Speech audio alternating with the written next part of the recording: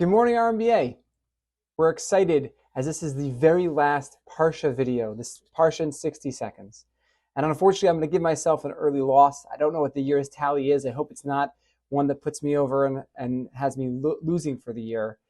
But I wanted to take a moment to say thank you to all of you who have watched together with us this year and traveled through the Parsha with us.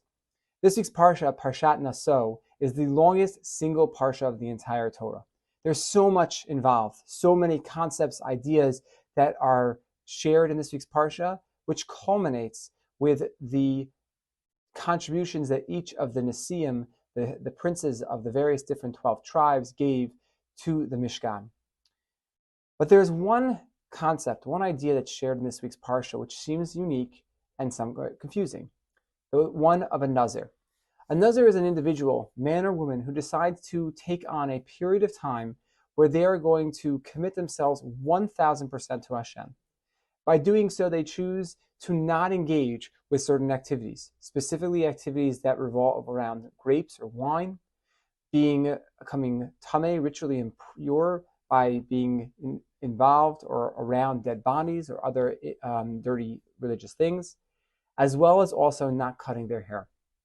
And what's unique and interesting about this is you would think that this is like the ultimate version of being a Jew. We're connecting to God with nothing physical separating us. We have the closest relationship. Yet at the end of the time that's allotted for a Nazir, they have to bring karbanos, one of them being a chatat, one of them being a sin offering. And the commentaries all ask, what does that mean? Why were we bringing a sin offering if indeed this is like the most beautiful version of being a human being? And all of them unanimously explain that no. See, if God wanted this to be the way that people acted on a regular basis, he would have designed the Torah and the mitzvos to describe this as being the ideal. He doesn't. But rather what he does is he wants us as human beings to take the Torah and use it as a lens in which to engage the world.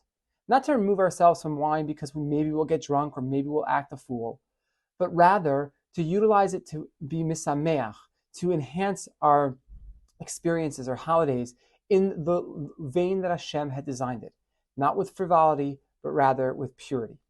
And that's the message that we get to think about as we go into this summer. We're going to have wonderful opportunities for vacation, opportunities to explore new places and new experiences. But each and every single one of them has to be done through the lens of the Torah, through the lens of the guide that Hashem has designed us. We shouldn't ostracize ourselves. We shouldn't overindulge. We got to find that middle ground. I wish everyone a wonderful weekend, a wonderful last few days of school, and an exciting summer ahead. Shabbat Shalom.